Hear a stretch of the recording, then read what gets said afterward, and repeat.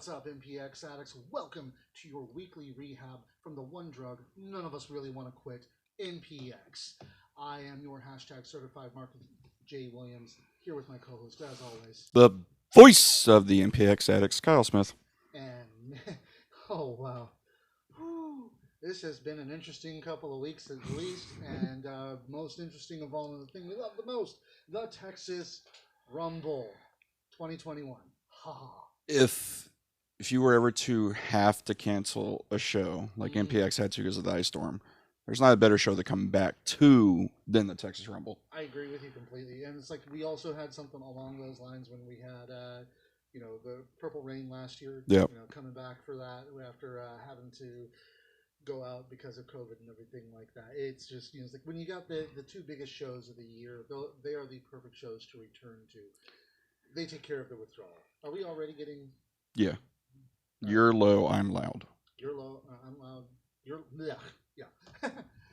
Of course, it could just be Richard. He seems to think that we've got sound problems all the time. So he's gonna kill you. Well.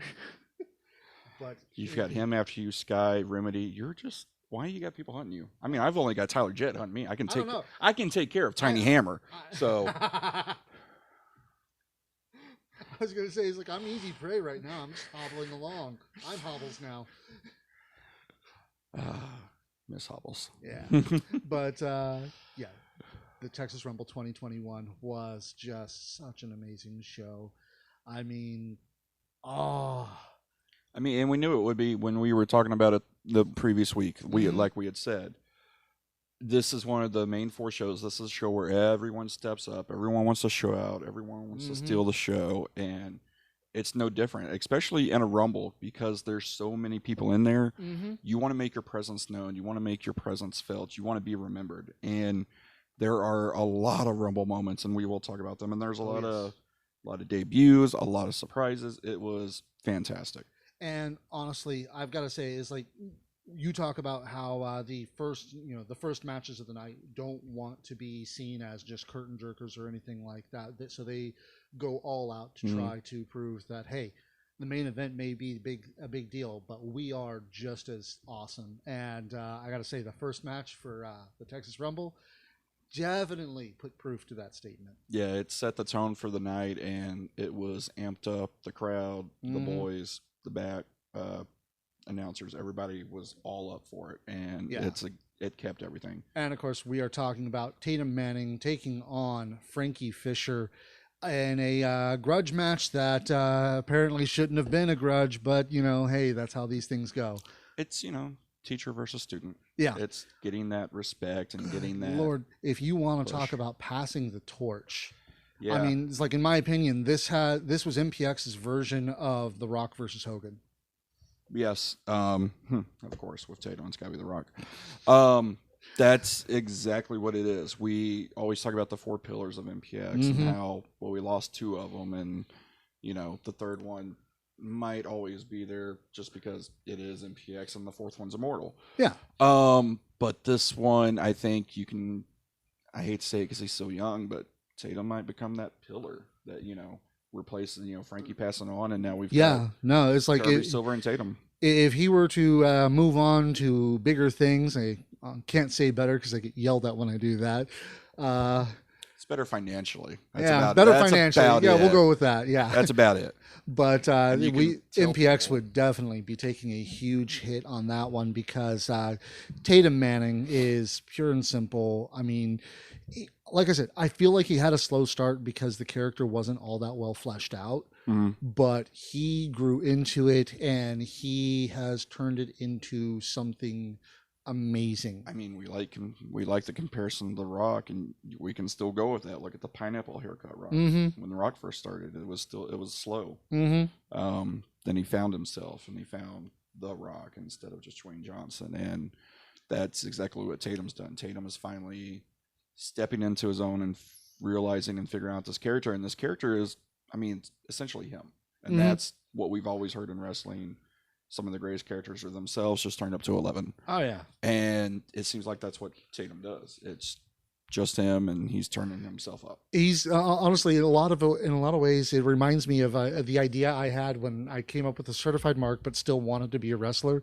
I was going to be that guy that is like, I'm just the hugest mark. I'm such a fan. It's so great to meet you, and everything like that. And it's like he took that. He took being the world's biggest pro wrestling fanboy and turned it into his entire gimmick. And I'm not talking like, the nerdy collector kind of fanboy. I'm talking like you can tell just by how he moves, how he acts, everything he says, just his cadence of speaking. He is 100% a fan of the Attitude Era. He's a fan, and I mean he's a student of the game. Like, oh yeah. Yes, his promos are very Rock-esque, and why shouldn't they be? Rock is one of the best promo people they are. Yeah. He pulled out Coast to the Coast, Rob Van Dam, Shane. Which I noticed because on TikTok he posted that clip, and every comment that's RV because he said he posted a video of Shane doing it and a video of him doing it, because like he said in the thing, I watched Shane doing it. Shane's who I grew up with, even though yes, it is Rob Van Dam that did it. Yeah, and of course every comment, that's Rob Van Dam's, that's Rob Van Dam's. It's okay. It is. I mean, it's just Shane, for me is like, yeah, it was always RVD's move, but I was always more impressed when Shane did it, because RVD, you expect that, right? With Shane, that was like, holy crap, he actually pulled that off. Which is what's crazy, because you hear stories about Shane. Shane is one of the most athletic people they've had. Yeah, I know, right? And yet he wasn't a wrestler. And that's the thing with Tatum. Like, if he could just fix his strikes, he'd actually look a whole lot better. I don't know. I like little Shane punches. They're weird and unorthodox. I don't know. I love little them. Potato punches. Exactly. Because every now and then it's like Sabu. He catches you. Yeah. It was like, I can't remember if it was you or my friend Pat, but I leaned over. I was like, I don't know if Tatum can get that. I was like, wait. I don't know if Tatum can get that. As soon as I said that, I was like, wait, no, he's got long legs. He's fine. Yeah, I was going to say, it's like the only person who had longer legs in that match at that time, or in that, not match, but the night, was Mr. Legs. Right. And he's done a coast to coast too, which was more like, north of the coast to south of the coast and the same coast. No, and then like our angle with Frankie, I immediately, like, I was sitting there, I was like, hand up, oh, fuck. Speaking of which, did you see the smile on his face when you and I stood up and it was like, I joined you with the praise the thermostat? Uh-oh. Yeah, no, exactly. When we did that, he just sat there, and because, it's a callback, and it's you can tell he missed it. Yeah. And so it was great to see him back. It's one of those where, like, even after the show, I was sitting there, I was like, I would say you still got it, but you never lost it. Yeah, like, no, it's like that would imply he had to get it back. Exactly. And that's why I always hated, like, with like when Jericho made his return after 2 years or something way back in like 2008. And he got you still got a chance. And immediately, I think it was in the Rumble, he goes, I never lost it. And that's exactly what it was with Frankie. Frankie's one of those, he's an MPX legend, obviously, but it's one of those that, for me, just because, and there's several, him and Kirby are the two that popped to mind the most. They seem very underrated, not only in wrestling in general, but especially in DFW, because they are pretty much MPX only when they should have been way better. They should have been out more. They should have been covering canvases. And granted, that may be on them. They don't want to. That's fine. But they are two of the most. It's their choice. Right. But they are two of the most talented people I've seen in wrestling. And they're one of the reasons why I found independent wrestling and DFW and MPX and all that. Absolutely. So yeah. Yeah, it's like, honestly, they are just a couple of my favorite guys in general, because, one, it's like I look at them and go, it's like, oh, cool. Guys who look like me can be pro wrestlers. That's awesome. And so, that made me very happy with that. Of course, it kind of broke me a bit when I found out that I'm older than both of them. But, yeah. Yeah, definitely. But still, it's just like,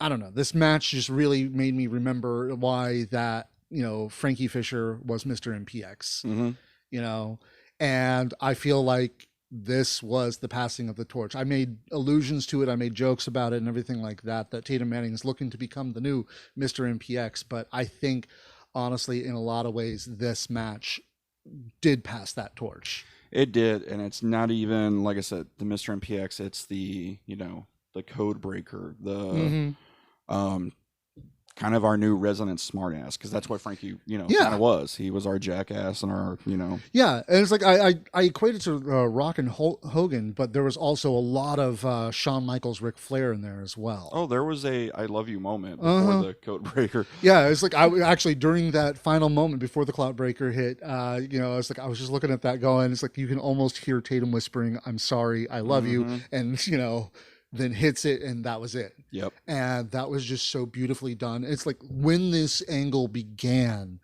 I said that I didn't want to talk too much about what I think is going to happen, because if what I hope happens, then I can't think of anybody better to pull it off than Tatum Manning. And he did. He pulled it off beautifully. Exactly. And just, like we said, everything about that match, great way to start, great build. I mean, it was technically, I guess, our longest storyline right now to date.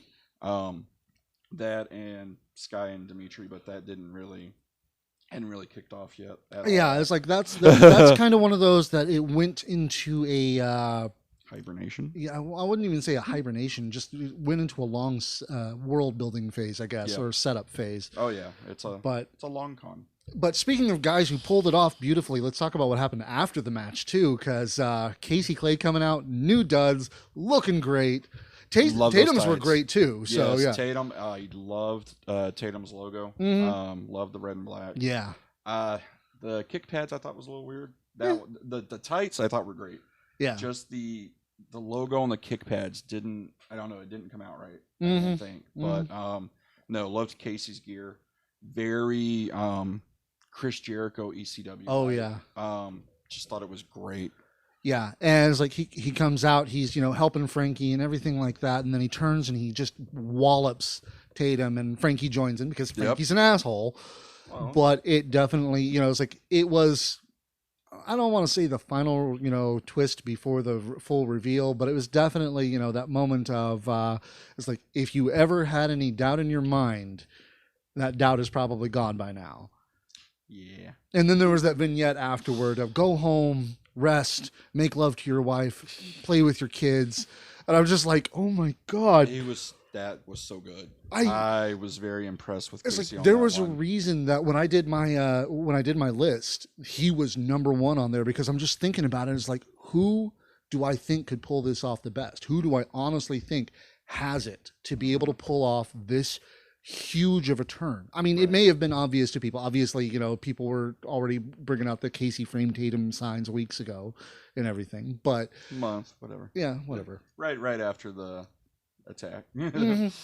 But it's like I honestly, like, I almost wish people hadn't caught on to it, because just that way you could have that same like emotional catharsis on it. But see, I still think it did. It's still one of those, myself, we all knew it was coming.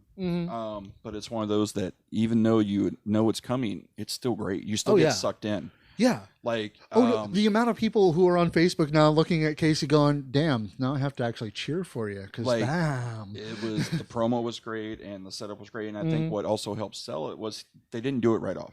No. He came in, he hit Tatum, Frankie joins in. Like, if he would have just come in, hit Tatum, then hit Frankie, it still would have been a big turn, but not as big. Like, him and Frankie joining forces really built up the whole turn. And that's what made it, to me, it's one of the things that made it really good. Yeah. But let's talk about the next match also, which will not be put into the corner, I guess you could say, by all of that, because it was the number 30 match, in which Stephen Kirby versus Exodus Prime. Seeing Exodus again was great. And of course, it's always a treat to see Kirby. Exodus got a new Facebook. Yep. Just he's spamming everybody. The School of Dexter. So great. And it's great. It's like, I've always said it. I don't know why people don't have a real one and a working one. Yeah. Like, you need, if you really want to make something of this, you should separate it. And Exodus finally did, and I think that's great. And he is tearing it up with that. But he also, he tore it up in this match too. I mean, you had they were good.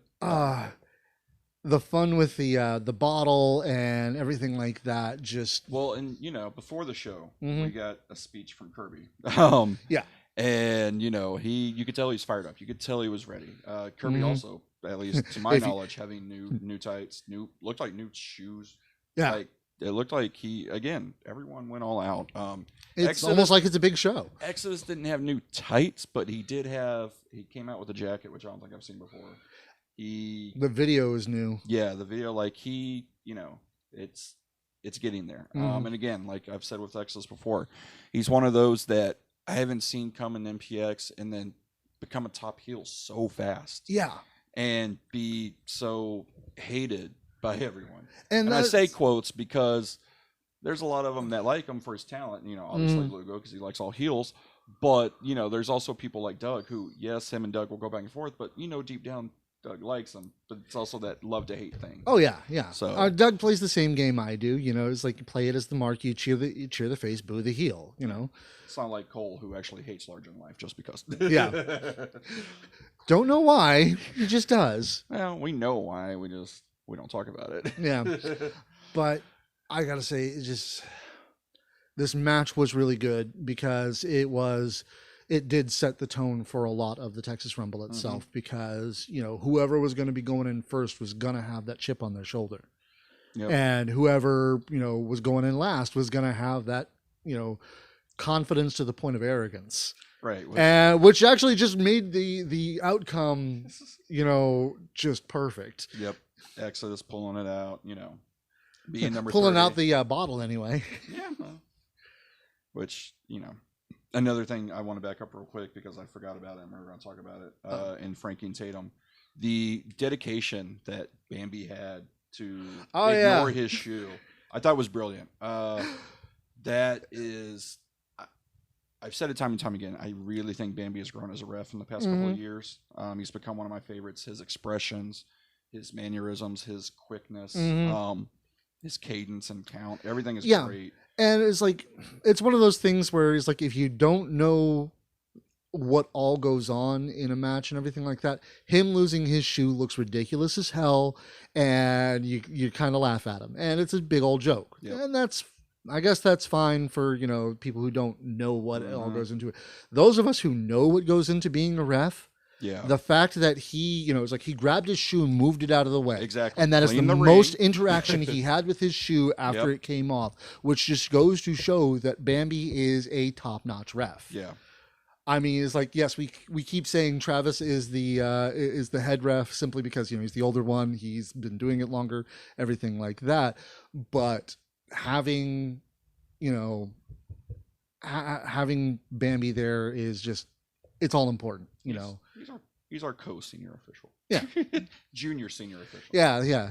The assistant to the assistant senior. I mean, back when we still had Red being a ref, then, we actually, had the junior official and everything like that. Yep. Not supposed to mention that, sir. No. Everybody saw it. No. Everybody knows. Nobody remembers. Wrestlers have been refs before. No. I mean, look at one of the greatest refs. I mean, Richard talked about him too. David Sagan. David? Yeah. That's what Tatum calls him. David. Yeah. Tatum's allowed to, sir. You were not you were not on that level. Then Dave would have to actually show up and then come kick my ass, like he always used to. God, several people already after you. You really want another one? I'm pissing everybody off, apparently. So you know what? Why not just keep going? Might as well. But, yeah. But, yeah, Kirby and Exodus, the interaction with the bottle, the ref pulling it away, everything about it, it really was. I mean, it's what Exodus would do. Yeah. No, it was Exodus to a T. And honestly, I think, with Exodus knowing what was going to go on, that, the whole Casey being revealed, and honestly, that was going to turn him into one of MPX's top heels right then and there. Yep. Exodus went out of his way to show that no. Y'all aren't going to forget about me. I will not be second fiddle to anybody. And yeah, no, even because he's posted the clips, obviously. His interaction with the fans is amazing, especially Doug. Yes, and when he can, and I think Travis is eating it up too. Just the opportunity to go out there and be like, "Yep." And you can see the background. Everyone's just like, "This great." I really, and I know he won't. I really wish Doug would move just to see if Exodus would find him. like have Doug move to another side or something and see if Exodus will find him. But he's part of the front row posse, so the front row goes a long ways, you know. Yeah, true. There's 3 sides. Heck, to the we front sit row. in the front row. Yeah, there's 3 sides to the front row. Yeah. So, I mean, it's us on one side, him and Jake in the middle, and the Lugos on the other side. It's it's like the Hunger Games. There's districts. But it's that match was very good. You get Kirby, who obviously is going to always have a good match with really anyone. Maybe not Rivera, but I don't think anybody can. But yeah, no. Exodus coming in at 30, which again I made the joke. I was like, but his tights say number 1, which I thought would have been hilarious if he came out and they said number 30. It's like he came out in the Golden Bears stuff, and I'm sitting here thinking to myself, so is this match going to be Exodus versus Dimitri? Because I mean, look at it. And it kind of, it turned into that. It would have even solidified Dimitri Moore having to go number 1 and go all the way. Yeah. So. I mean, I'll admit I was kind of hoping for that, but honestly, it's like it was okay. Where he came in, that was very fitting, very very poignant. It's a curse number. Mm-hmm. Spoiler. But moving on from there, the MPX championship match. Casey has time and again proven and just shown up every time. I think he's gotten as good as he's going to get. He gets better. Yeah. Honestly, it's just like this kid is unstoppable. Yeah, I mean, well, he got stopped, but yeah. I just you know what I mean by that. Yeah, though. No. Again, like we've said with Casey and Noah and Red, this trainees that are coming out in MPX are so special, and Casey may be probably the most athletic that's come since Tommy. Yeah. And just the drive he has, and there's something. I mean, there is something special. I mean, he's almost like a prodigy. I mean, and I'm sure it's not all natural. I'm sure he works his ass off to do what he does. Yeah, it's like there are times in which it looks so easy. I just kind of wonder. It's like, okay, Casey, did your dad wrestle? Your grandfather, uncle, someone? Are you like a second generation wrestler here, or what? Because not every second generation wrestler has what. Do I want to know? Always listening. Oh, I wonder who that's from. Hi, Sky. But well, it's either Sky or it's Remedy. Oh, it's Sky. Because apparently he's always listening too. Yes. And we will get that match, and it will be an amazing match. Hopefully. And I want to see that match so much. Yes. We'll talk about that later. Yeah. But it's just.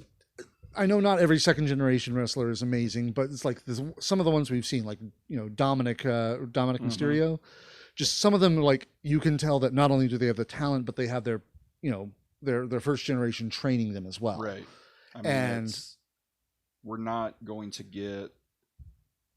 There's a lot who are going to excel, like Randy Orton, and probably exceed their dad and grandpa or whatever. And then you are going to have some that are David Flayers that aren't going to live up to the name. And that's, again, though, Flair's really hard to live up to. That is a really hard one to live up to. Charlotte has done very well. It's a little different with men and women, I think. I think if Reed, unfortunately, hadn't passed, I think Reed could have.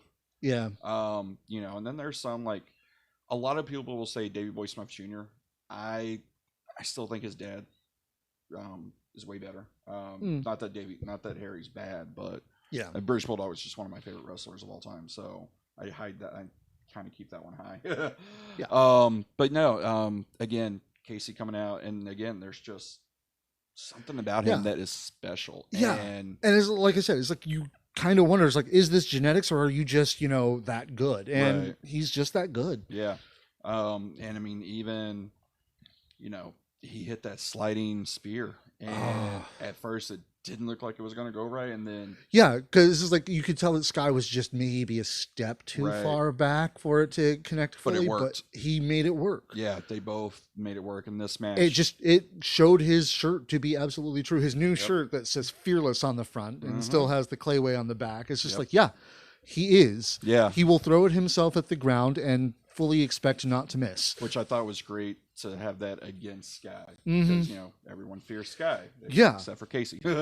And I thought it was great. And then just the match itself with the athleticism, and again, this is much like legs. This is someone that is almost Sky size a little bit, which we haven't seen in a while. So they can do things that they normally haven't been able to do.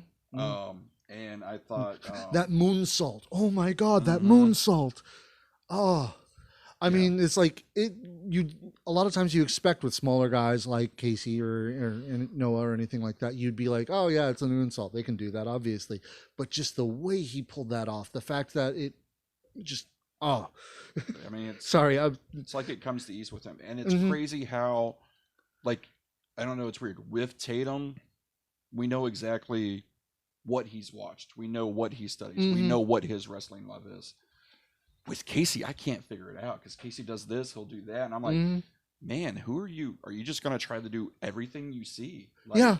It's crazy. It's like you almost expect that when he goes to training, he looks at the trainer and is like, okay, so I saw this really crazy move. I want to try it.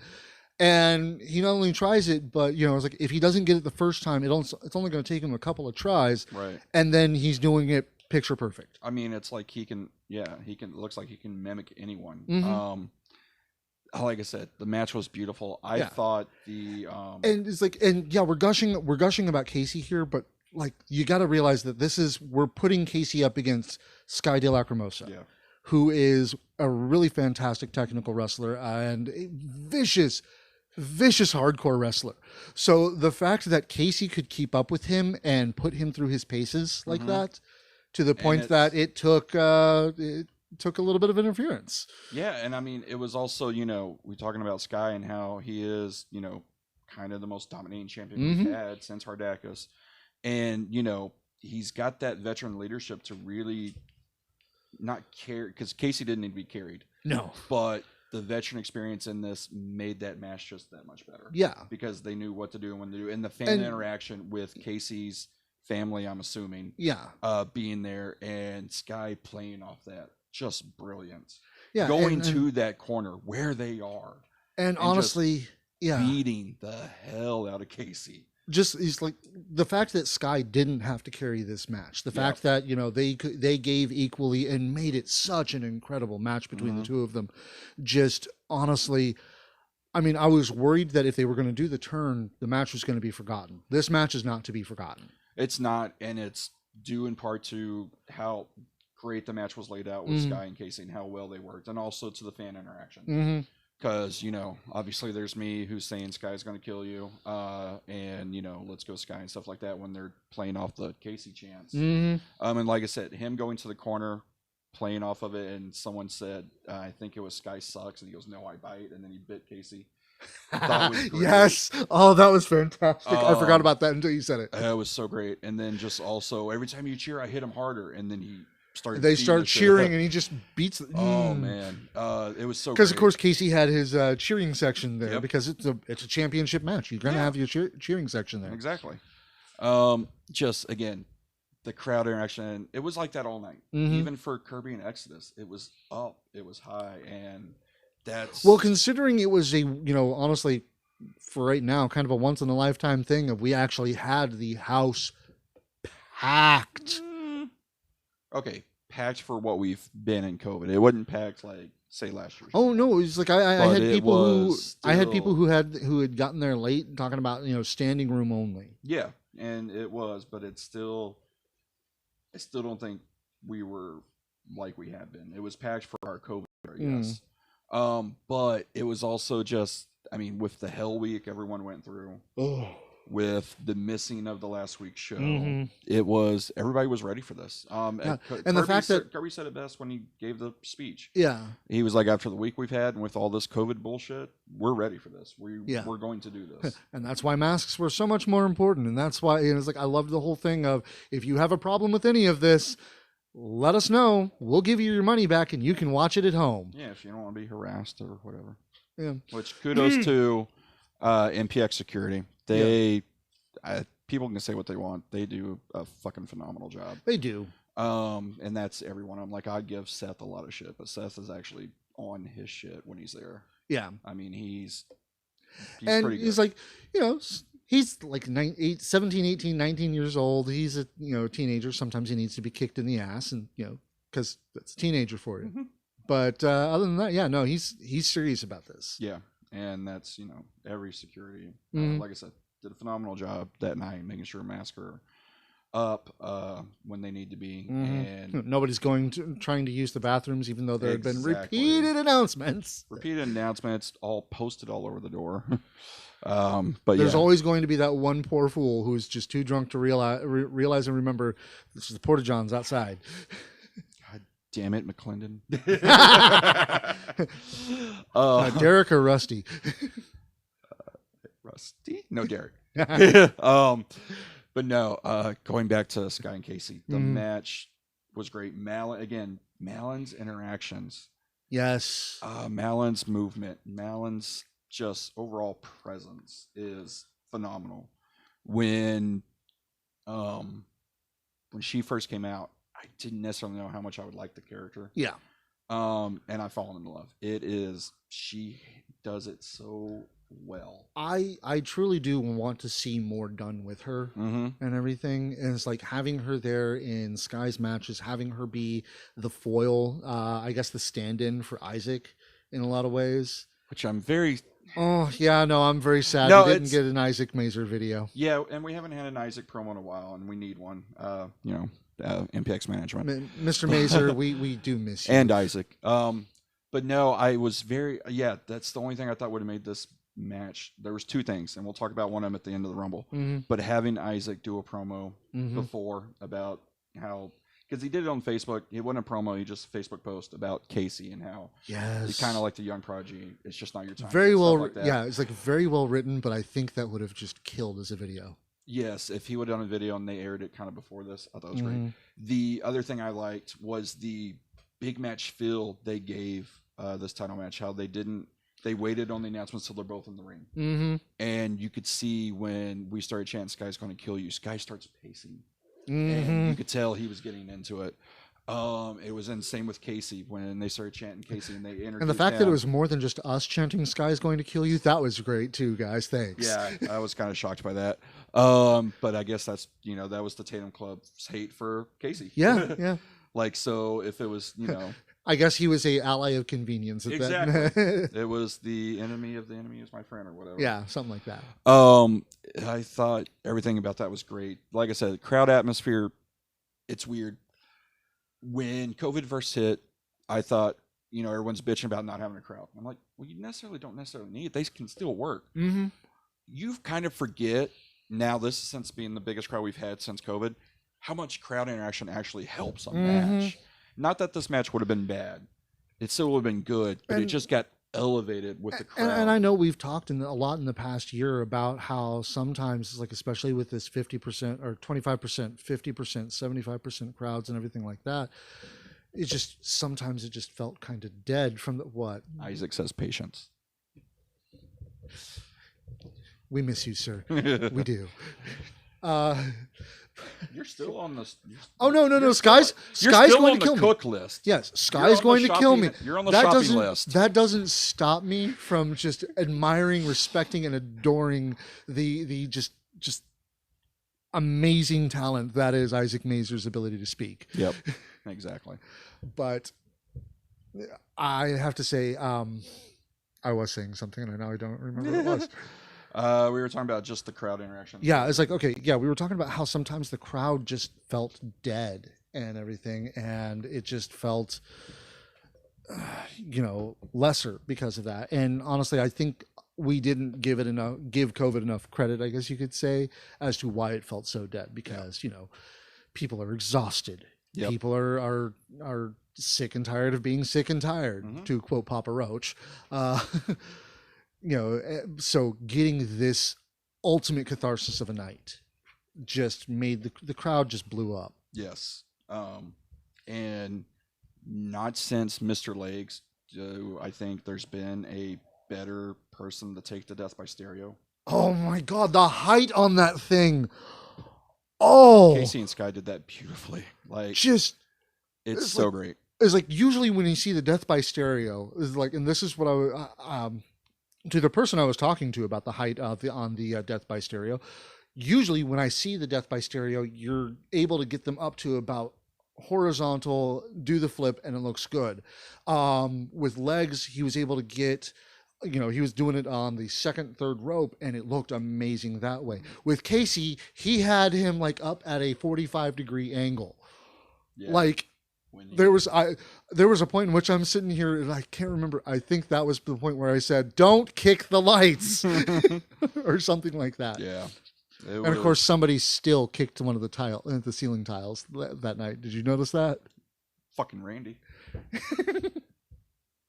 But oh, it wasn't Lenny. It was Randy. Trust me. Are you sure? Oh yeah. Damn. But cheater, telling you. Yeah, it's like just getting that height. Just, I think that was the favorite execution of that move that I have ever seen.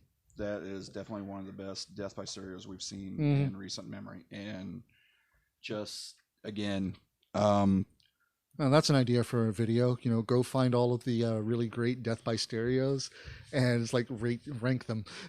Tommy Dreamer had a good one too. Yeah. It's just one of those things where, like I said, Sky's. He's been one of the most dominant champions, and this title reign is so great.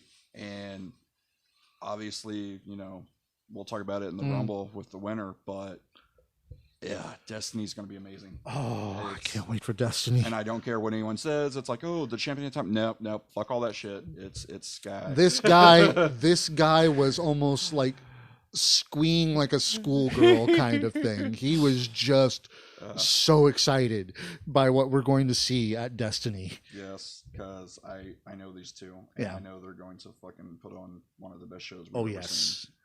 It's there's going to be a bit of excessive violence there. Very much so. But after the match is over, that's when Frankie came out and trying to console, Casey. Hey, come on. Yep. Tomorrow's another day.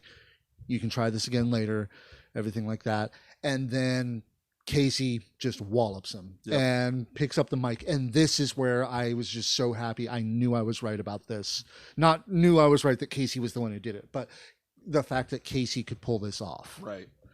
Just going with this, like, he reminded me of someone and I still can't think of it, but just the way he's pulling that off, he's just like Triple H turning on Shawn Michaels. Yeah. In a lot of ways, just, just that whole smile of, it's like, yeah, it was me. Yeah. I did it because you needed to stay home. Right. It was time for someone else to be the top guy. It was my night to be the hero. Mm-hmm. And it was beautiful. It was. Everything he said. Also, what made it great was Noah coming out. Yeah. Completely throwing your what you would have done out the window. Yeah, my Brett knowing didn't happen. Because I still think Noah could pull it off. But no, having him come out and even Casey being like, all right, well, fine. If you're not with me, you're against me. And then just laying him out too. Yep. Which I guess now we definitely have Noah and Red. This is he. Yeah. But no, and again, the promo where he was talking about how it was supposed to be his night, that was his moment, and it got taken, and he knew it got taken from the moment Frankie was announced. Yeah. He wasn't going to be able to be the hero. Yeah. And so he decided he was going to take things into his own hands, and he beat the shit out of Frankie Fisher, thinking that he'd be able to go on and be the hero after that. But then Tatum comes out and ruins had to ruin it too. So yeah. It's like he didn't frame Tatum. Tatum was just a convenient patsy. Exactly. Because we know Tatum hits people from behind. Some sure. menage a trois days. Yeah. We've heard the stories. It's the whole thing of, it's like, yeah, he's a good guy now. Isn't he? No. Yeah. So Hogan was always a good guy. Not really, but say your prayers, take your vitamins, everything like that. Yeah, he's a good guy. The ultimate good guy. Lawful good paladin. Yeah. For our fellow nerds out there. Use chairs, back rakes, eye pokes, hit the ref. Everything. But no, Casey, I didn't realize how good he was with promos until tonight with the vignette, with talking on the mic. Just handled everything really well. And then same with I'm hoping we get a Casey Frankie match. We should. I'm hoping Purple Rain I'm hoping Destiny maybe is Tatum Casey in that Yeah. one. We need to fit Noah Casey in there somewhere. That'll be in between Purple Rain and Destiny. Yeah. At least if I'm doing it, but of course now that we've said that, it's not going to happen. And it's just because the Tatum Frankie match, it made me realize how good Frankie is still, how much I miss him, and how much that, come back every now and then, I don't care. Be our Undertaker. Come out once or twice a year. Oh no, I've got that opinion about somebody else that showed up on Saturday. Yeah, obviously, but because that comparison's always been there. But I'm not just talking about that, but just I actually didn't think about it until somebody was talking about it to me. We'll get to that, but yeah. No, it's I definitely want to see Frankie and Casey. I think that could be an amazing match because we saw what Frankie and Tatum could do, and it's nothing against Tatum. Tatum is great. Casey is athletic, though. Just think of what Frankie and Casey could do. I mean, it feels like they are a case of natural talent versus hard work. Yes, because Tatum is a hard worker. He puts everything he can into this. I mean, and I'm sure Casey does too. But there are just some things where he makes it look easy. It's like the story with I was always told about Jackson. Jackson walks into the training facility first day, just natural, just athletic as hell. So once again, Casey is pretty much Jackson 2.0 then. Yeah, exactly. He's the great value Jackson. Hey, that was... Yeah, no, I had forgotten about that. I forgot who it was, but someone said that. It was Cheshire. Oh, yeah, that's right. But no, it's just something that, some people, they just come in, they're athletic. Like I said, when Tommy is allowed to do what he can do, Tommy Becker, he's one of the most athletic people, and I've said it before, I think he's our Shelton Benjamin, and the fact that he probably is the most gifted, athletic person we have at MPX. Yeah. And we don't get to see it as much. Yeah. Which there's another great picture of Brian's, which Brian is phenomenal photographer. It's amazing how good of shots he gets just sitting ringside. Because a lot of the good shots, you think you have to be on the other side of the guardrail. And Brian's proven that wrong. Yeah. His shots and his action shots and his photography is amazing. But he had a great one of Tommy Becker getting thrown out. And just Tommy's face. It's awesome. It is so priceless. Yeah. But yeah, the Rumble. Yeah, let's talk about the Rumble itself. I mean, this was like an hour of just absolute mayhem. Because Mr. Mayhem? Yeah, it started with Mr. Mayhem, as a matter of fact, and Skip Terrific, who I'm told was actually a last-minute ad. I was going to say a debut, maybe? Yeah, I think it was his Rumble debut. Yeah. Which side note, real quick, because Richard Hill did post about it. Everything that went behind the scenes to get this Rumble to happen is phenomenal. Oh, yeah. The dedication and he hates it, but the dedication Stephen Kirby has to this building, to this facility, to the fans, to the athletes, to MPX. I mean, there's so many other promoters that would have folded and just said, nope, fuck it. And Kirby didn't. And just from the bottom of my heart, thank you. Because, we all needed it. Oh, yeah. Oh, did we need it? And it sucks because the building is in pretty rough shape. And no one knows exactly what's going to go on. But everything they did to make that show happen, just thank you, because it was great. And I didn't realize... From the bottom of our hearts. Because we didn't realize how much trouble there was. We knew Kirby gave us a little speech like, hey, we have some issues. He didn't go into detail. But the detail and the story that came out the next day, especially because you mentioned Skip, like the travel problems, some are still snowed in, like it's crazy. So, thank you, Skip, for being there. For being that last minute fill in. And to the other last minute fill ins that are there, I'm sure there was more. There were quite a few more. Oh yeah. Because it's... I mean, remember, he said that Zero wasn't going to be in the Texas Rumble, and there he was. Yep. I know. And then there was Carl being in the... being as it was good to have Carl there, too. Yep. And it's crazy because I was rewatching the old Rumble, and Howie was there, and I forget how much I miss Howie.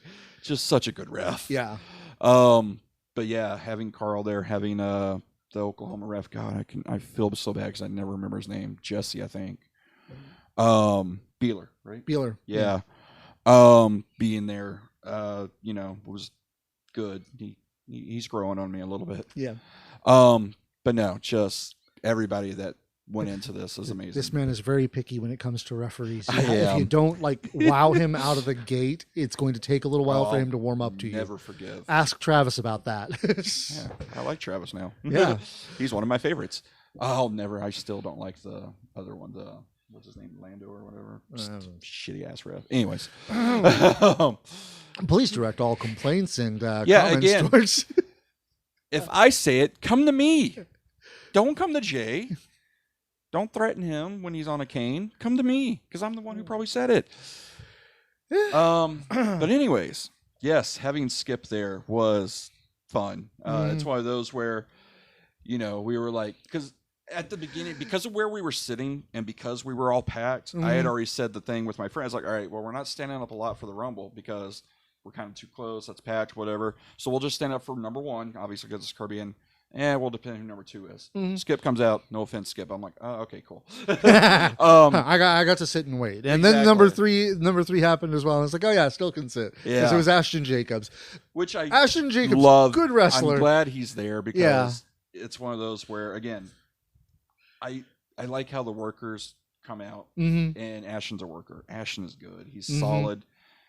It's the same thing like I've said with Zero. It's a solid worker, but it's like.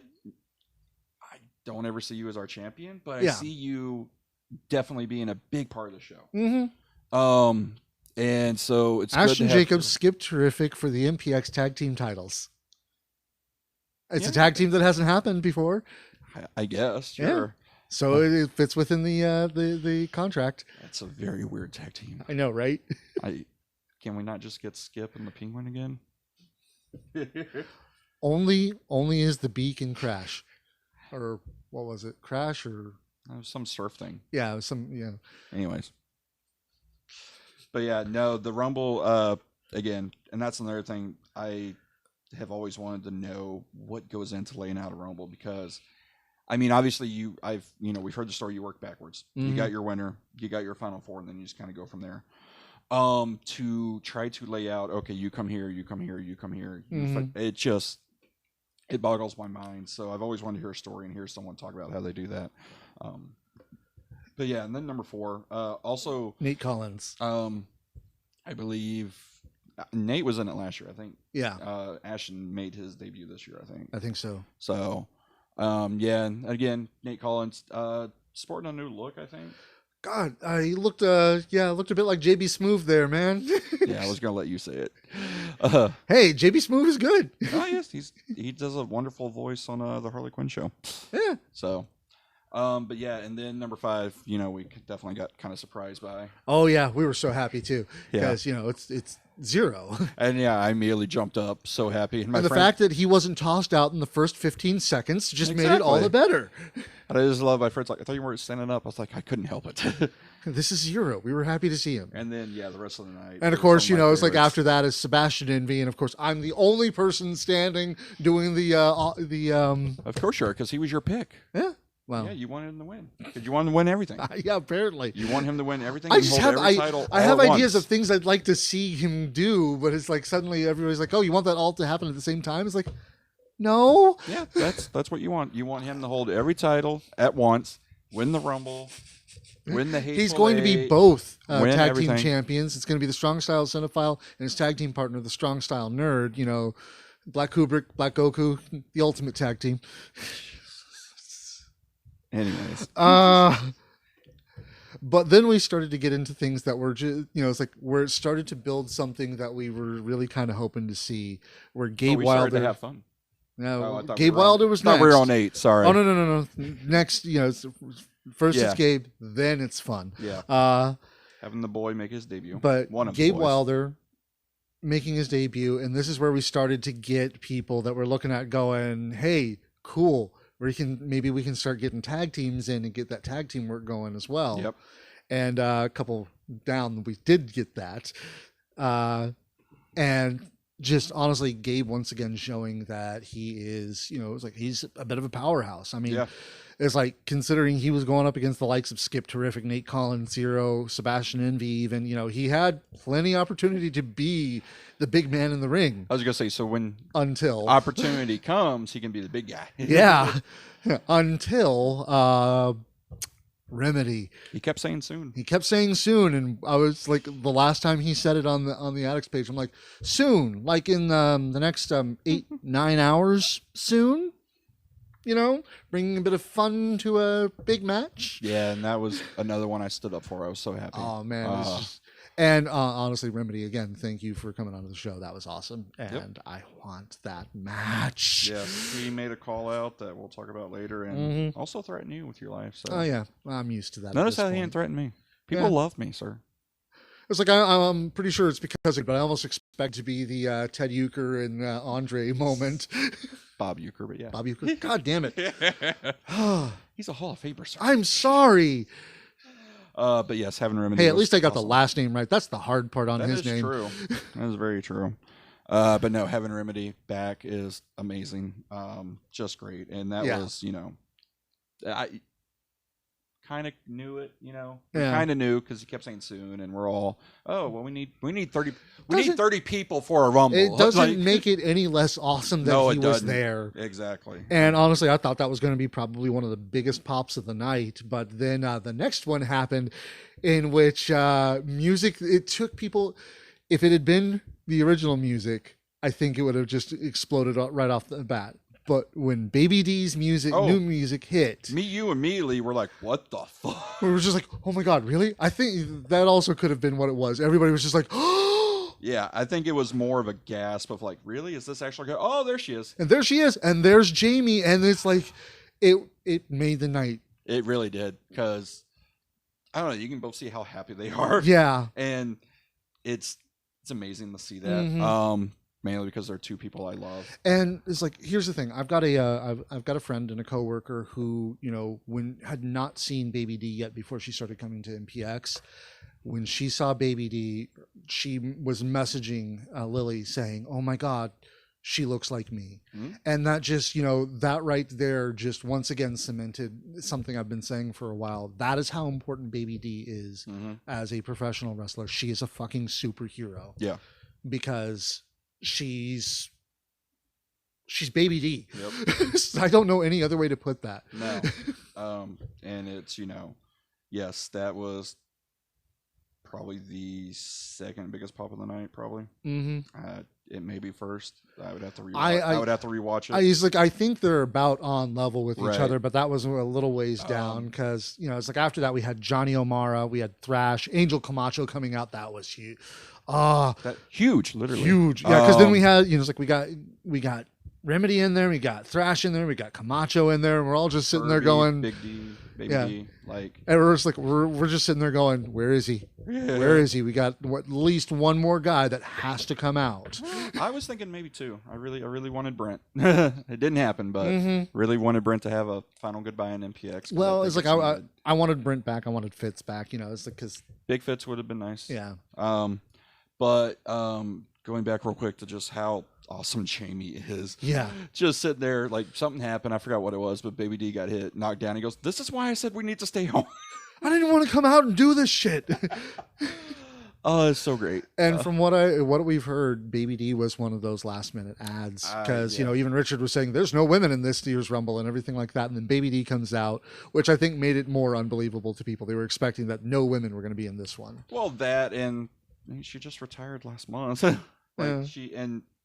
last month. Wasn't it December? It's February, man. Fuck. Okay, couple months. Anyways. Yeah. But no, having her, and it was a good send off and everything, and then just, obviously come back. And it's same with Frankie. You can chant, you still got it, but she never lost it, Yeah. It's like just pure and simple. Yeah, and it really was great to see, and it again reminds you, it's like. And I want both y'all back. Yeah, it's like in those few moments of Baby D and Stephen Kirby bringing back Punch Drunk Love and just getting the Punch Drunk Love chant. Yeah, and it's like because then we had Johnny O'Mara come out. We had Zero and Johnny and Punch Drunk Love. It's like, all right, the drunken fighters are all in the ring. Yeah, and that's probably, I can guarantee you, and we haven't watched the commentary yet, but if Richard was smart, he would have gone, "There's your tag team tournament, dick." Just threw all the tag teams in the Rumble. Well, if you want to have a show that doesn't, cost you double and everything, then that's the perfect way to do it. But yeah, then Thrash comes out and Angel Camacho, and it's just like, oh my God, the ring. Did you see how deep it bowed? And kudos to Thrash for making the trek from Oklahoma, because from what I hear, Oklahoma was still pretty bad. Oh yeah. So him and Beeler coming down like that, tag teaming down the way down here as like, thanks guys, really. Yep. We appreciate MPX loves and appreciates you. So says the Mark and the voice. Yep. But and the producer. But producers are silent. It's like, and the fact that is like, of the big guys that were in the ring and everything, Thrash was the smallest. Which is crazy to think. I know, right? It's like you put him up against just about anybody else, sure, but it's like you got Angel Camacho, the Puerto Rican juggernaut, you got Deathmatch Andre himself, Remedy, and You're even Michael. Constantly force that name down, aren't you? I'm going to, because I didn't know it until you said it, and then he got mad at me. Oh, because it's so great. I'm going to remember that name till the day I die, Remedy. I promise, because he's always listening too. Yes. But it's like you had all these really huge guys in one, on one axis or another. And then you got guys like poor Zero in there. Oh, nobody dies like Zero, and this match proved it. This was some of his best dying work we have seen in a while. Yeah, but we didn't get a "Oh Jesus Christ" scream. Yes, we did. Oh, we did. Yes, we did. Oh, okay. I must have missed it or don't remember. I think it was actually. It's like I think it was Remedy picking him up and like throwing him across the ring or something like that. Sounds about right. Yeah, because we all know how much Remedy loves Zero. Yeah, Remedy and Zero. That is like we only got to see that once. I could watch that match a few times. Yeah. It's always going to end the same way, and I don't care. It's going to be a fun watch one way or the other, because I'm pretty sure they'll find new ways to make it more, interesting. Of course they will. But just seeing those three big guys in the ring and everybody else doing their best to fight back against them, and then in comes our hero who lost faith in himself, Dmitry Alexandrov, at unlucky number 13. And he looked ready to kick fate in the teeth. Curse continued. 13. Yeah. And then having him come in, that was another really loud pop and reaction, which it is obviously given because it's Dimitri. Yeah. And it's like we talk about the Jason pop and everything, the Tatum pop and everything like that. I just simply because he's got the way his music works, his interaction and everything like that. Dimitri has his own pop too. Yep. And it's like this definitely showed it, because you had like upwards of 200 people on their feet, hand in the air. Yep. It's like the only people I think that didn't were the people who were there for one specific wrestler because they were, in town or they were family of or something like that. Right. And they didn't know what was going on. Right. But I'm sure that as soon as things got started, they realized exactly, it's like, oh, that's why he's popular. Yeah, exactly. Just, one of the best ones we have here. Yeah. And then after that was Red Chambers, and I know you hated it. No. I know Richard hated it, but I gotta say I loved every moment of that, coming out as a psychic type, which if you know enough about Pokemon, that was hilarious. Which guess what? No one did. I know, right? It's like that's exactly what me and Richard keep saying is no one knows. I guess you have to be a big enough nerd to catch it, because psychic types are strong against fighting types, and he proved it. Richard's a pretty big nerd, No, he's not a big enough nerd. I mean, he's like kind of an old school nerd, Get those Pokemon off my damn lawn. Exactly, yeah. Brian says thanks for the shout out. Oh, yeah. Definitely. Anytime. Oh, yeah. No, you do amazing work, sir. We really do. Actually, I need to talk to you at some point for a project I have in mind, and we'll get to that. But yeah, Red Chambers, it's like coming in with the psychic type, and just basically all but clearing the ring was just hilarious, Yeah, and I was. loved every moment of it. It was good. And it's the whole thing of he could easily just be settled as a comedy wrestler, in the same vein as what people think of when they see Zero or Richter or Magnum or guys like that. They're the comedy wrestlers. It's all supposed to be fun and games and fun, ha ha ha ha ha. But all jokes aside, all silly gimmicks aside, you saw how good he actually is in this. And that's the thing. Like, I think my friend sitting here, he goes, "You really don't like him, do you?" I was like, "No, I just like messing with him. I actually love Red. He's great. He's very talented. He's I don't like the gimmick. Yeah, I was one of the lucky ones to get the mask and everything too. So because that's another thing that amazing. He sold out of all of his merch. Yep, all of his merch. He'll definitely get more. Oh yeah, probably. And Lily is very happy with her energy card. Of course. But no, he's he's good. He's talented. He's gone into this character, and again, we talked about it with Legs. When you believe in the character and you go in full force with it, it gets over. Yeah. And that's what Red's done. Now, it's not getting over with me because I just don't like Pokemon. Yeah. But gimmick aside, I love watching him. It's the whole thing of it. It's like I'm not going to speak for certain other people, but I think that also speaks to why he's been so strongly, booked in the show and everything like that, because you may not like the gimmick, but the wrestlers has earned your respect. And the gimmick has gotten over with other people though. Yeah. Like the crowd does eat it up. Case in point, he sold all his merch. Yeah. And it's funny because I just enjoy fucking with him. There was one point where someone had him, and I was like, $20 to eliminate him. Oh God! Oh, Schaefer. Yeah. You kept telling Schaefer, $20. You eliminate him. Like anybody eliminates him, $20. Yeah. And then it was just funny because at one point he leaned over and just like, you dick. And then there was another one that took a moment for a lot of people to catch up, but the MPX addicts who have been there for more than a couple of years, as soon as Hooligan Ace popped up, Mr. 245. Mr. 245, the original Juggernaut. It's just no, that was Lugo. Are you sure? You sure Lugo's the Juggernaut? That's what he said. Oh, okay. Yeah, he had a nice tan that day. Oh, yeah.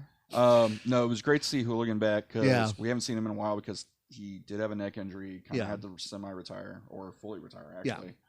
Yeah. So it was great to see him back and didn't miss a beat. No, it's like it was still very much the same Hooligan. And I'll be honest, it's like a Hooligan Ace came out, and my first thought was, please tell me Marcus is coming out soon. Please tell me Marcus is coming out soon. I've got to see this. Marcus enjoys sitting at home, apparently. I think. Yeah, no, I don't blame him for that. But it's just like,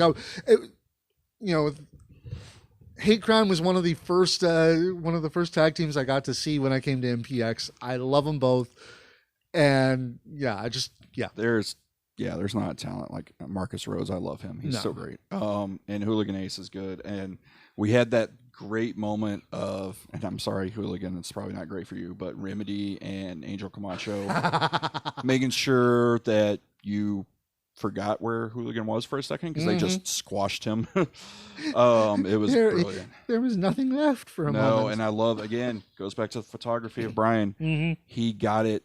Boom, boom, boom, and it looks so great. But yeah, it's just, again, I don't know how a Rumble's laid out. I want to learn one day because it's fantastic for things and spots like that to happen. Oh yeah. But then after that, Michael Schaefer came out, and we were just thinking, it's like, yes, this is the big Haas matchup we wanted to see. This is all the big boys. Yeah, not all of them, but most of them. Pretty close. It was so awesome. Which made me realize, like, okay, fine, you won't give me a tag team tournament. How about a Haas tournament? Can we do that? It's like all these really big guys. Come on, let's the biggest big guy of them all. Exactly. Let's have a Haas battle. Yeah, and have Remedy win it. I don't think anybody else could, because even it's like I think he could even overpower Angel, and that would I know there were so many, like, again, and there's so many matchups I want to see. Remedy and Angel was one of them, and we saw a little bit, but I want like a full match. Remedy and Schaefer was one. Yes, Schaefer and Thrash. I was gonna say really just my big boys. Yeah, it's it's like all the big guys that were in this match. You just mix them up, and you got a great show. Kind of would much rather have Thrash and Schaefer be the team because it is like Schaefer Jr. kind of. Yeah. I don't know. Maybe if we get the third member of that, like What, Larry, and we have tall grande venti of of the three of them. Yeah. Oh, Austin, we miss you. Yeah, but it was after that I lost my voice. Number 17 coming out. It's like I refused to. I thought there was like an error because especially with the way the video was popping up on the wall, it looked kind of pixelated and everything. So I'm like, is this like some kind of like sick joke? Are you playing with me? It traveled a long way from from hell. Yeah, but Hardakis came back. Ah! Yeah, and it's that was probably the biggest pop. Maybe It's like that or Baby D. And I don't know, like for me, and it has nothing to do with the wrestlers. For me, it was Baby D and Jamie, and people are like, "Oh, it's because Jamie." No, it's because she literally just retired. So you don't think we're going to see her again, at least for a really long while. And it was really quick. With Hardakis in the back of my mind, I always thought there was a possibility. Yeah. Because it is the Texas Rumble. But to actually see it and have it was great. And then the gear, loved. Oh yes. He's so good at making, just having this awesome gear. Yeah. And just you forget how dominant he is. Because he cleared the ring really Angel. quick. Yeah. I think he eliminated Baby D too, or was that Remedy? I can't remember. One of them. One of the two of them. Did it. Because they picked her up, and if you know Baby D, she hates being off her feet. Yeah. And which that definitely makes me think it was Remedy that did it because I can't. And just screaming the whole time was great. And then Jamie was like, "That's why we shouldn't have left. Should have stayed home." But no, having Hardakis was great, and just again, the dominance that you kind of forget about. Oh, so good. Kind of short-lived though, but short-lived, but with such a purpose that I want to see the outcome. Yeah, and which go ahead and get to what happened. Well, after that was Matlock came out, and it was good to see him. And as soon as you saw him, you're like, oh, well, Dexter's coming out because he's got a bone to pick with this guy. Exactly, because he won't return his calls. Zero says Degeneration Hardakis. Zero. Yeah, it was. And then I'll be able to suck it. Oh, goddamn, Zero. Hunter Hearst Hardakis? No. Stop it. We're not doing this. No. That's what would have happened if Kane had joined DX. Hunter Hearst Hardakis?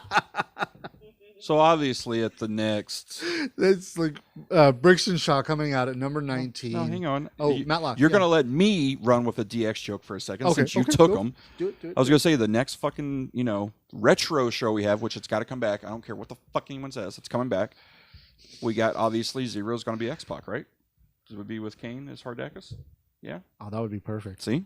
Zero. Get on that. There you go. Yeah. There, I'm done. Go ahead. Okay, yeah. So Matlock coming out, and it's like he did pretty good. Feeling a lot more himself again. Yep. And everything, and that's good because he's a big guy himself. Now, he's the smallest of the big guys in the ring. Well, it's like Sebastian. Sebastian's a small guy, but he wrestles like he's 500 pounds. Yeah, true. And he falls on you like he's 500 pounds. So yeah. It's like I think it was Edge talked about Jeff Hardy, where it's like, yeah, he looks light, but it feels like 800 pounds hits you when he hits the swanton. And then after that was Brixton Shaw, and this led to something. I want to see it so bad. Yes, I was like, I love Remedy, and I want to see that match. That's a Purple Rain match right there. But Brixton Shaw, one of the first things he does is eliminate the Demon of Devastation. And it's not like, some long, gap between the two of them. There was only one person between them, and Hardakis had just been dominating. It was punch, clothesline over. The only person who was able to, rattle him more than just a little was Remedy, and Brixton Shaw eliminates him. And it's like my friend said, which brought up an amazing point. Pat said, he's sitting there, he goes, that did more to solidify Brixton than if Brixton hadn't won the Rumble. I agree with you completely. And the only thing that could have been bigger than that is if they had been the final two and then Brixton had eliminated Hardakis. Because God damn that. And like I said, it happened so fast. Like you're sitting there, you don't even have a chance to be like, oh, this would be an interesting match. No, It's we like, didn't have that chance because he literally was eliminated that quick. And you're like, Oh holy God, I crap. hate to make this comparison, but it kind of reminded me of when Roman eliminated Undertaker, Yeah. and that look that Undertaker had on his face, like, are you kidding me? Yep. Did that really just happen? Yep. And the same thing happened with Hardakis, although So we go Hardakis took it a from- lot, gonna less say, gracefully. We go from that moment to going to Sid and Hogan, Uh-huh. where, he's going to pull Brixton out even though he's been eliminated. Grabbed him by the face in the Iron Claw and Yep. pulled him straight out of the ring. And Eden, I'll give you all the credit in the world. You tried. But I hate to say it, pick your battles, girl, because that was not one you wanted to be in. you've seen her. Do you think she's scared? I didn't say she was scared. I just said it probably wasn't smart to, poke the demon like that. Travis and Carl weren't going to do their job, so Yeah, Travis looked right over at you and said, "You do it." I'm not wearing a ref shirt, sir. Not my job. My job's to yell at you to do your job. But it's like Brixton and Eden, vacating the area and Hardakis hunting them down. I want that match. Yes. Destiny. Yeah. Destiny is the best place. Purple for it. Rain. I would agree with you, but I want the Hardakis remedy. I want Hardakis Remedy at Destiny. You want Hardakis remedy at Destiny? Because I want to build Brixton undefeated all the way. Actually, and then do it at Purple Rain. Remedy and Hardakis, I don't want to see that till after Brixton and Hardakis. Yeah, that's why I was saying Brixton Hardakis. But Brixton Hardakis is going to be as much as I love Remedy, it's a bigger match because you've got the most dominating figure ever in the history of MPX Mhm. versus the undefeated trying to be the most dominating figure in MPX. Just that the clash of titans or whatever you're going to call it. Oh, absolutely. That is going to be an amazing match. And an Remedy's amazing... undefeated too. No, wait. He lost Yeah. to Wes. He lost to Wes. Yeah. I had forgotten that match. It's because Matt Fisher was involved. That's why I forgot. Poor Matt Fisher. We like Matt Fisher. We like Matt Fisher. We miss him.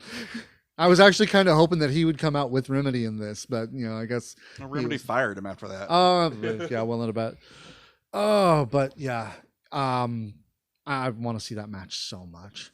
Yes, both those matches. Again, like I said, there's a lot of matches coming out of the Rumble. And that's the thing I love about Rumbles more than just about anything else. I mean, it's like for some people, it's just their favorite match or their favorite event, and that's cool. Yeah. But the thing I love most about Rumbles is you can see the possible storylines building. Because making mention of Roman Reigns in The Undertaker, that built one of those. In my opinion, and I don't care what anybody says, that was an amazing match between those two at WrestleMania. No, it was. It was. I believe Taker even said it on. Well, no, Taker hated that match. But it's one of those where, it didn't. It's one of those where passing of the torch, but it was a passing torch that you could tell should have happened because Taker, didn't look good. In that match, that was Taker being disappointed in the fact that it's like he can't do what he used to do. Yeah. If it had been Taker 20 years ago versus Roman Reigns, Reigns, is the same thing with Taker and Cena. That match should have happened years and years ago before it did. But no, Hardakis Brixton's going to be amazing. Yes. And that's the thing I like about Rumbles is yes, we get those matches that we want to see, and we get tiny glimpses like we saw, Remedy and Schaefer face off. We saw Remedy and Hardakis for a bit. We see these little moments, even Dimitri and Remedy, which I've seen before. I would love to see again. Yeah. It's one of those things where you sit there. I don't know. Maybe after Dimitri does. We'll talk about that in a bit. He's got things to do. Yeah. But you've got these glimpses of, that would be a good match. Oh, that'd be interesting. Oh, that would be cool. I want that match now. And you also get so many debuts. Like there's so many people that either haven't been here in a while or are brand new. And that's another thing I like about this.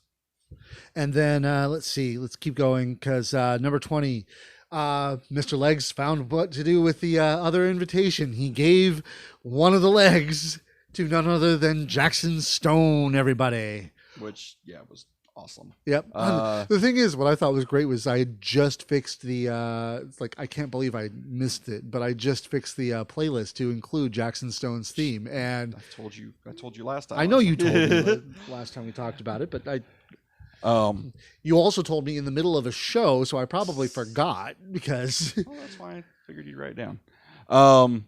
But no, the thing I loved about that was the vignette before where he handed the leg to him. And all you saw was the hand and kind of like maybe a cuff, like a suit. Yeah. So immediately I was like, oh, it's Tim Storm. Because, Dexter, Matt, all that stuff. Also because the hand was fucking huge. Yeah. And that just then I makes you forget. remember. Then I realize and remember, oh, yeah, Jackson's got fucking huge hands. Yeah. But no, and I thought it was great, the whole passing of the leg and then Jackson coming out with the leg. Yeah, he's like waving it around like, yeah, it's me, guys. Which, yeah, that whole thing was great. Oh, yeah, no, it was wonderful. And then Jackson coming in, just cleaning house kind of. And there's another great picture of Brian's where he popped up Schaefer. Oh, my God. And the picture looks like Schaefer's doing an X Factor to Jackson. But if you remember the matches, oh, no, that was the pop-up powerbomb. Yeah. But the height that they got was phenomenal because Schaefer, and I can re-look at the picture if I have to, but I'm pretty sure Schaefer is above the top rope. I think so, like yeah. his feet and everything. So you're like, holy shit. Yeah. It looked really good. But after that, Dexter Hardaway coming out with that interesting item. What, the paddle? Yeah. The Dex Terminator? Yeah. Yeah. Made by, I believe, Ernie Pruitt. Yes. Yeah. So MPX's resident craftsman who has made some of amazing things that I'm just like, okay, I really appreciate the present and all, but why aren't you selling these, man? Make some money off this. Yeah. But again, pay for your tickets this way. that just kind of proves how family-like atmosphere the addicts are and the athletes and everything like that. Yes, there are some that have problems and disagreements or whatever, but for the majority and for the most part, it's a family. And that's one thing we've always loved about it. But yeah, having Dexter come in again, the guy who, and I may be wrong, but I think he's the Iron Man of all time. I think he has 56, 57 minutes. I can't remember if it's him or Ryan, but I think it's Dexter. Coming in at 21, obviously very different than last year where I think he was number 1, wasn't he? I think so. 1 or 2. Yeah, so it's like it was him and Dave that were 1 and 2. I remember that. Was Dave number 2? I think so. So they both went all the way, and I think, yeah. Okay, I forgot about that. So I don't hold me to that. It's been a year. Yeah, and a very, very long year. 2020 sucked. 2021's not any better. Yeah, I think we're still stuck in 2020, and nobody's told us. Welcome to the 14th month of 2020. Oh, yeah, Richard. I know Kirby was 1 all the way, but I don't know if there's like a time on that. Like, is that the longest? It's like, no, Sagan was he was later, like in the late tweens or 20s. But yeah, I know history. Kirby went from 1 all the way. I just didn't know the time on that, if it's the record or not. How like Rey Mysterio holds the record, which, holds the real record. I don't count the fucking overseas 100 whatever man battle royal they did where Daniel Bryan was like an hour and a half. Yeah. Because that's not a Royal Rumble. Yeah. 30 men, Royal Rumble, that's what counts. Not the greatest Royal Rumble ever. Stupid. Anyways, that's a short little rant. This man has very big opinions about Royal Rumbles, and I mean, technically, if we're going to get real technical, just because they don't want to mention it, Chris Benoit has the fucking record. Yes. But anyways. So, going on from there, Joe Angelo Garcia coming out next, and this started the very... So, yeah, it's definitely Kirby then. Okay. Judging by what I was just told from the 2-minute intervals, that's at least 60 plus, so, yeah. Because I'm pretty sure our longest so far has been 56, so... Yeah. But... so, kudos to Kirby. Yeah, hey, But... Joe Angelo Garcia coming out, and Jackson had said he doesn't forget, he doesn't forgive, and he definitely proved that. Yeah, and there was several hard chops and too much sauce going around. Yeah, I forgot. I think he came out later, but poor CJ. Oh yeah. Oh, CJ was it was like then. I said he's coming out later, but that chop he took. Oh my god. It still echoes in the building to this day. But after that, Jason Silver getting it's like, I don't know if he got as big a pop as he usually does, but he did get a pop. No, because people like you threw your voice out for Hardakis. Which, I guess. What? You think I'm going to argue that? Which I don't know. They had the mops ready for Melanie. I guess they didn't have the mops ready for you. No, the mops were busy with the back of the building, okay?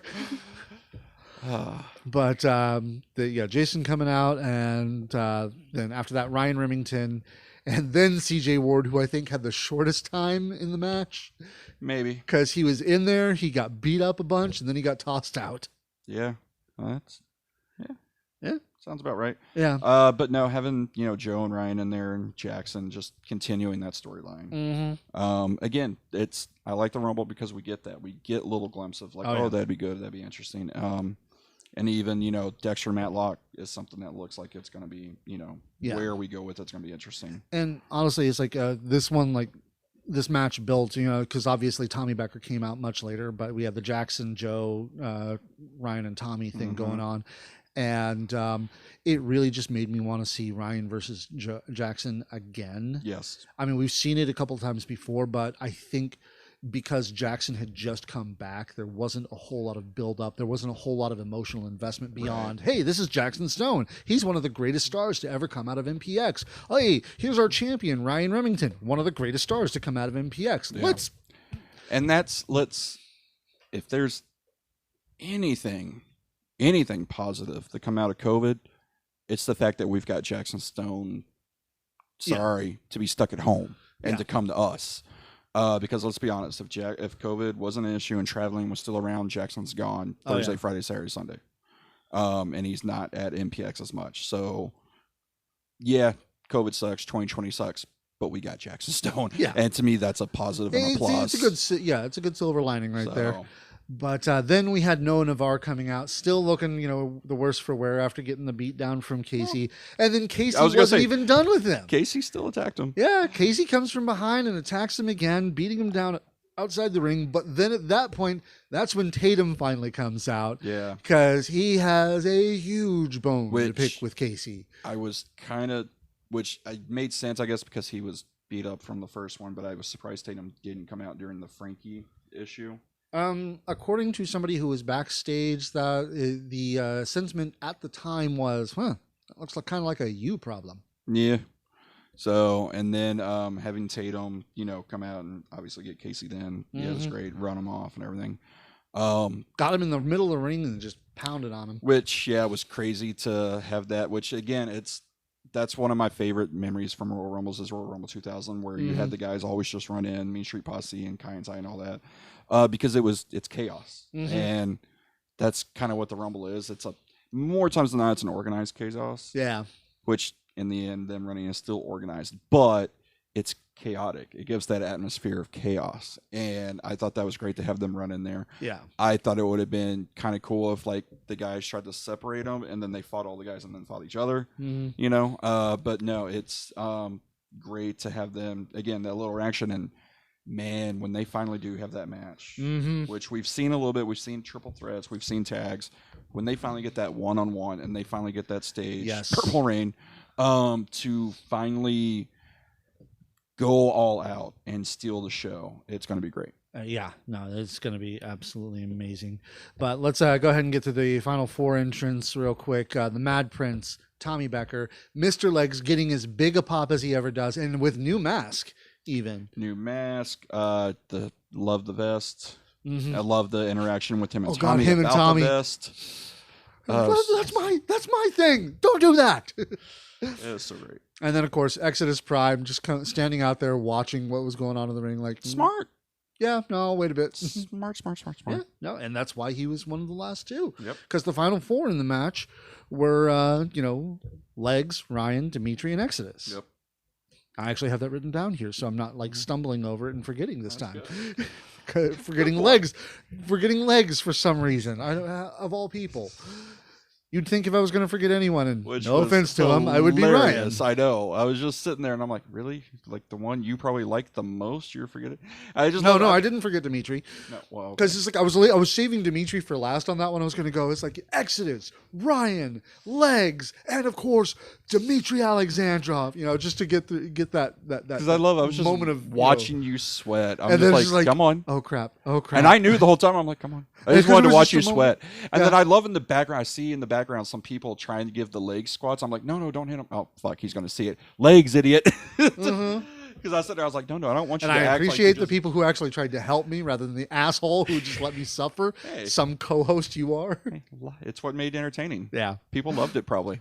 But yeah, the Final Four was Yeah. really, really good. Yes, because you've got you got two former champions. Mm-hmm. You've got Exodus, who's young and wanting to get it. Hasn't got a championship yet, but that is a problem that needs to be solved. Yeah. I hope he gets the Addicts title just so he can kind of rub it in Doug's face, and it's also because the Addicts title is supposed to be our title; it's the fan title, So it would just make more sense for Exodus to be that Especially way. since he'd play it as, this ain't for you, Right. this is mine, Exactly. this is all for me. I would love it. It'd be so great. And then Legs also in there, and I can't remember. I think it was Legs.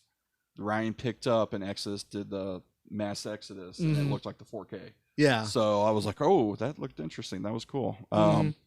Yeah, Final Fours are always interesting, and then the final two, Of course, yes. probably couldn't have been any better. It was picture perfect, really, in a lot of ways, because Yep. it was, kind of a bookend kind of thing, Mhm. especially between these two. It was Dimitri and Exodus as the final two, Which Dimitri stole again, according to Exodus. according to Exodus. According to Exodus. Yeah, stole another victory. Yeah, Yep. sure. I mean, he had his chance at the title, and he never, it didn't come through. So, but yeah. Only one man went through West, so and it took two other men in that match to help go through that. But yeah, it's like with Exodus being eliminated, and oh man, a whole lot of close calls. Very close, and it's one of those where I'm like, okay, like even there's a wonderful picture, and I don't even remember if it's an elimination or not. And I'm sorry, we're off topic real quick, but Nate Collins. Oh yeah, There's a picture of Nate hanging on, and I don't remember if that's his elimination or if that's him putting a foot and getting back in. But that picture again, Brian Pulver, goddamn, the pictures are amazing. Spots, yeah. But yeah, Exodus and Dimitri, so many close calls. Oh yeah, and it's one of those where me and you knowing wrestling kind of the way we do, and knowing directions and ideas to pick up on where we're going, we kind of knew Dimitri's winning. That didn't make it any less. No, exciting. it doesn't make it any less exciting, and especially when they do things like this, where it's like so close, and you're like, you know what, with the way Sky is right now, it could totally be Exodus. But again, the right calls made. Dimitri got it. So happy, extremely happy. That the way it played out was perfect, and the whole. I'm so glad that the streamers got used. Yeah, streamers are back. Richard loved it. Dimitri loved it because that's. Although I've been told I am not to make that a weekly thing because dry streamers are a nuisance. Wet streamers are a bitch. I'm kind of curious who said that. Hobbles. Oh, Hobbles. Boo. But no, it's one of those things where, knowing Dimitri and knowing his love for Japanese culture and anime and Godzilla and Japanese wrestling, having a moment like that is amazing with the streamers wrapped up and everything. It was so great. There's only one thing. It just solidifies again that if Dimitri goes anywhere that isn't the Indies, man needs to go to Japan. Oh, he will. I firmly believe when he can travel, Japan is a destination that he will go and he'll kill it. But there's only one thing, and Richard hates it when we do this, but there's only one thing I would have done, and one of two things. Either A, we have an Isaac promo video show up as soon as Dimitri wins, and he's sitting there, kind of lights go out, and it's just the projector, and he's talking, or Sky just comes out on the stage and holds the belt up. Yeah, that was like not quite the point at the sign. Right, exactly. Deal, it's not our WrestleMania, but it's just like okay, fine. That's what you want. This is what you want. You got to go through me. Exactly, and then because like I said, you were like almost like a schoolgirl. You were so excited. I am because one, I'm happy for Dimitri. I'm extremely proud. And also because I'm wanting. He started MPX like literally the week before I did. Yeah. So I was just like, I've been a huge fan of Dmitry Alexandrov since the beginning. But also because, I'm excited for Sky and Dimitri because I know they're going to kill it. And I know they're going to put on one of the best matches we'll see all year. Oh, yeah. And while part of me obviously is torn, I want Dimitri to have this crowning achievement. I want him to get this moment. I want him to win the title and be the one that defeats Sky. And it's like pulling the curtain back a bit and talking about something that somebody does not like us talking about. The fact that both of his title wins, if he wins the title at Destiny, will come off of other members of the tribe. Exactly. Is perfect. It is. And that's another reason. And it's also, it's a very good way to end Sky's title reign, which has been amazing. Yes. And it's been phenomenal. And it's been one of those where I don't think a lot of people thought Sky could do it, and Sky did. Yeah. And Sky's done it so fucking well. Mm-hmm. Saturday in and Saturday out, he's been there and he's been dominant, and he's put on match after match after match. And he's even kayfabed you. Oh yeah. Yeah. But I know we're at an hour and a half. That's actually, it's like, we're going to talk good, real quick about something. Yeah. We're going to talk about one other thing after this. But yeah, to have that kind of be the end of Sky's title reign, I don't think you could do it. And it would be bitter. Yes, it's bittersweet. And yes, at Destiny, I probably will shed tears, but it's tears of joy and tears of sadness. Yeah. Because it is. There's no better way to have Dimitri win, and there's no better way to have Sky lose. Mm-hmm. And again, Sky's title reign, I think, is going up there as one of the best title reigns we've had in recent memory. And like I said, he's most dominant since Hardacus.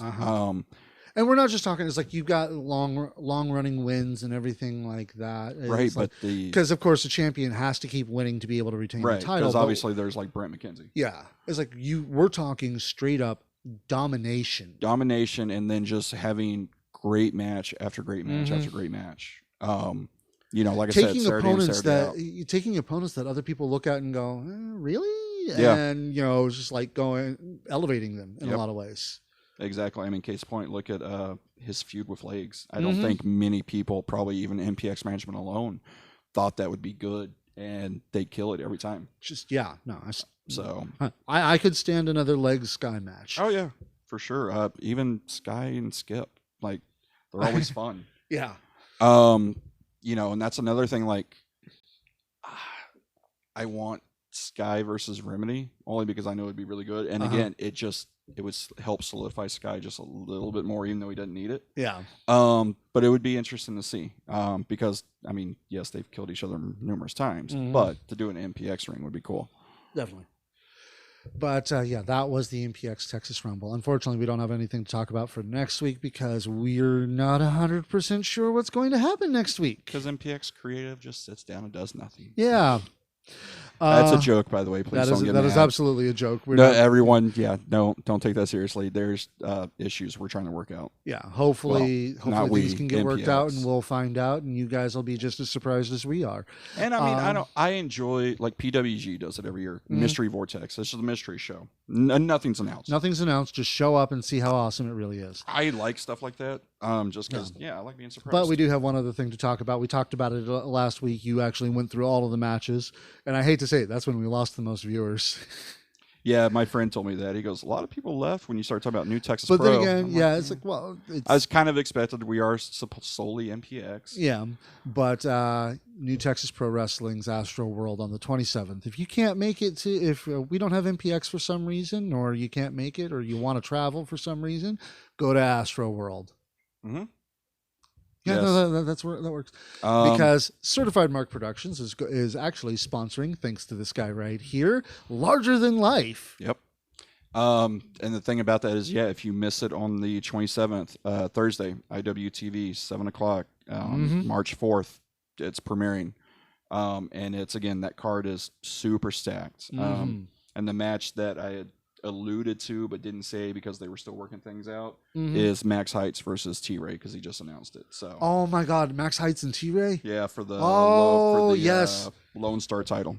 So I definitely want to see that. The Ray of Light needs a title. And that's someone who I kind of miss being at MPX. I miss seeing T-Ray. But he's working all over the place now. It's one of those things like with Chandler a while back. It's like the reason we didn't get him is because he was busy everywhere else. Exactly. So, it's like if you happen to see this T-Ray for any reason, we miss you. Yep. We wish you'd come back to MPX, and we hope you kick a whole lot of ass. Yep. But yeah, the New Texas Pro Show, Astro World's going to be phenomenal. again, we can't say enough good things about Kiefer and Yeah. how amazing he is. Honestly, if we could travel, that'd be great. Yeah, one of us splits, or if you run a Friday or Sunday. Yeah. Which he did announce New Texas Pro, their first participants for Mania. They have Gino going to be in Mania. Oh. They have Roxy that's going to be at Mania weekend, and they have the former current Impact Worlds champion Deanna Perozzo. Oh, really? So Nice. it's going to be very interesting. It's going to be a great show. Hopefully, we'll get more details on that when it comes closer to the Mania time. Definitely. Just real quick, going back to the Rumble a little bit. 3 disappointments. No Brent. Yeah. Because, again, I want Brent McKenzie to have an actual goodbye in MPX, not just hey, I'm here, bye. No, give us a ring, please. Come out, kick some ass, punch people in the damn mouth, and, go home. Even if it's just someone says something, you come out, punch them, and leave. Fine, Yeah. whatever. No Wesley Crane. A little sad about that one, which I knew was a long shot, but... and another long shot, Dave Sagan. Because, again, if you look at how short of a tenure Dave had in MPX, he's done more in MPX than people have that have been there. He's 10 our second years. ever Grand Slam champion. Exactly. And he's won the Texas Rumble. He's done everything there is to be and done at MPX.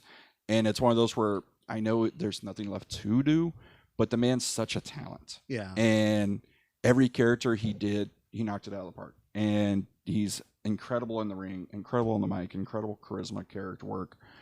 We just need him back. And it's mainly, I'm not going to lie, it's mainly selfish because obviously he has said several times he's going back to Philly. He's moving back. He's going home, damn it. I want him before he does that. Yeah. Because let's look at it this way. It's going to be more expensive to bring him in. Yeah. And I don't want to fly to Philly to watch him. So, yeah, hopefully we get Dave Sagan back at some point. I don't care what version of Dave Sagan we get. I just want him back. Yeah, definitely.